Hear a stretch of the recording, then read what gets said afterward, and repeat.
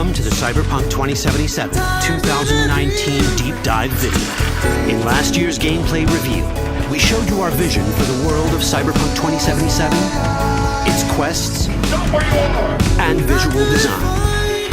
This year, we'd like to give you a peek at some of the playstyles you'll be able to adopt as your character progresses through the story. Because never.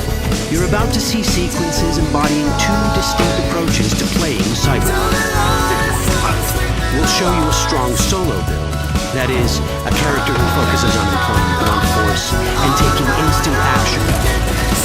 And a netrunner build, a playstyle taking frequent advantage of stealth tactics, hacking, and battlefield control achieved using malicious software.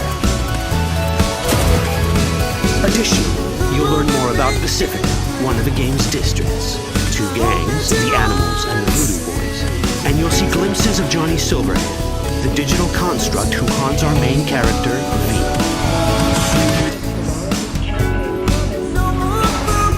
This way. In this video, you'll experience a segment of a quest from the middle of the game. We're currently in Pacifica, one of Night City's 6 unique districts. No Pacifica, well. Nah.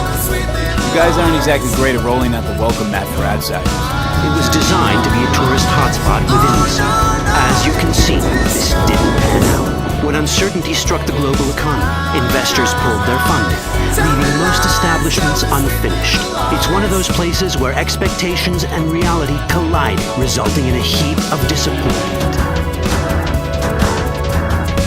Ongoing gang wars plague this part of the city. Outsiders don't come here if they don't have to. Even by Night City's standards, it's dangerous to those unfamiliar with it. Taking a casual stroll here would not be a good idea. A fast motorbike or armor-plated car would be the safer option. But places like this have their advantages.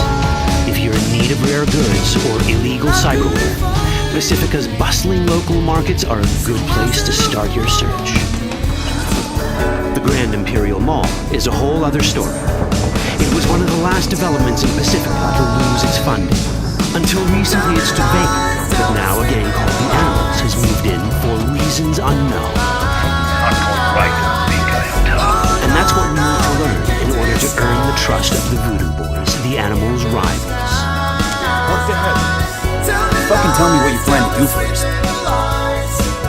Take job. I say.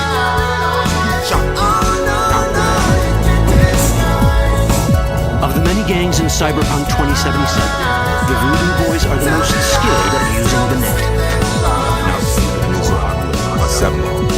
Why? What for?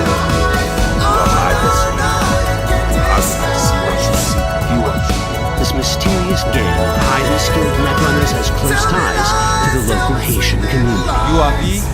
We have been waiting. Haitians settled in Pacifica in the 2060s after natural disasters struck their island and forced them to emigrate en masse. The Voodoo Boys gang formed around this same time, though at a smaller scale. Now the gang effectively rules Pacifica. The Voodoo Boys don't usually work with outsiders. Lucky for us, it seems they're prepared to make an exception this time. Mr. Hand sent me. He said you got merc work needs doing.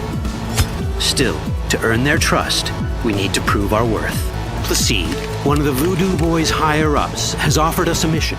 We need to infiltrate the Grand Imperial Mall, currently occupied by the Voodoo Boys' deadly enemy, a gang called the Animals.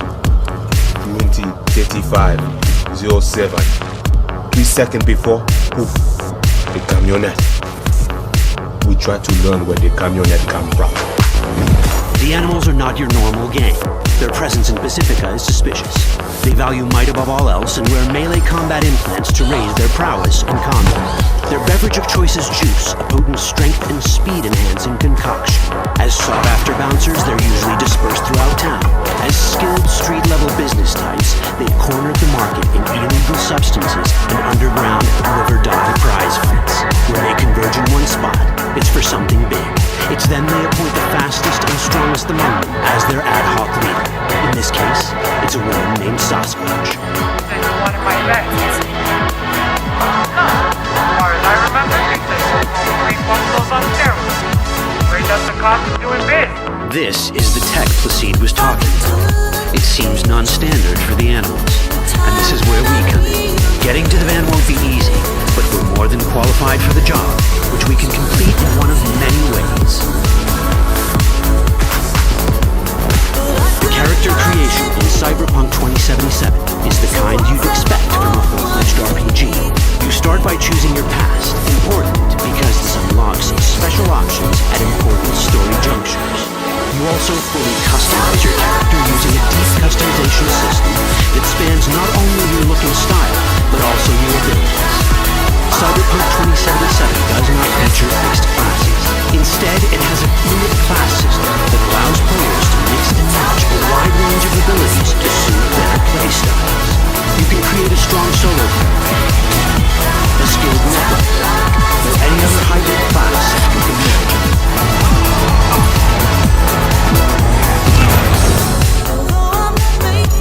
Let's see how a solo playstyle in Cyberpunk 2077 might work. Solos prefer a direct approach. They use guns and might to get things done. So let's wreak some havoc.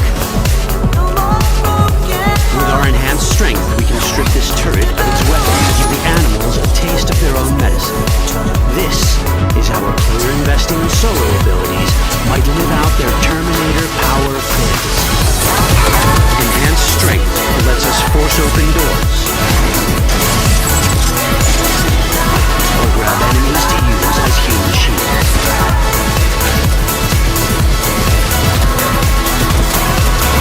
We also gain access to powerful melee combat cyberpunk. So even someone as fast and strong as Sasquatch, the leader of this group of animals, is not impossible to beat for a solo.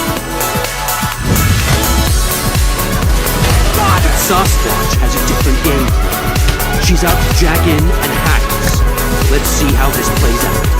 Ready for some fun? What's going on?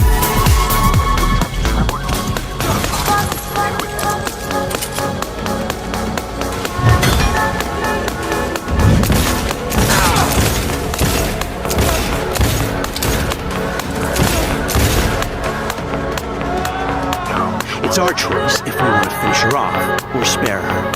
Your Cyberpunk, your rules. If you'd rather sneak around, hide, and strike from the shadows, no problem.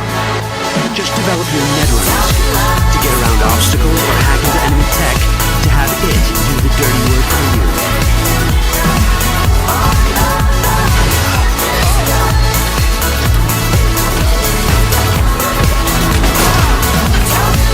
Netrunning abilities mean hacking skills that let us use our cyber deck to breach access points. For this, we fill the buffer of our cyber deck with a string of instructions represented by these letters and numbers. Matching the instructions for basic access grants us control of devices connected to this network. The more instructions we match, the more control we gain over elements in the network.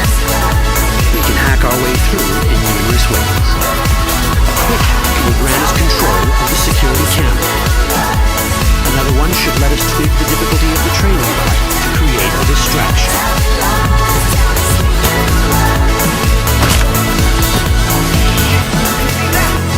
With our nanowire, we can even hack this guy's implants from a distance.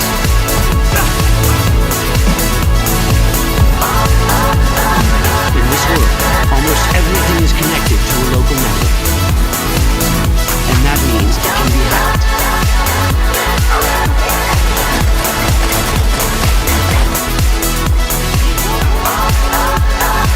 Which brings us back to cyberspace. You don't get to do anything in the net unnoticed. There's always someone watching. It could be corpos, or even worse, it could be Netwatch. And that is exactly the case here. Who is they? Netwatch. They always on focus. Netwatch and the Voodoo Boys are like fire and ice. The first of these wants to maintain the old order and protect people from AI anarchy originating from beyond the Black Wall.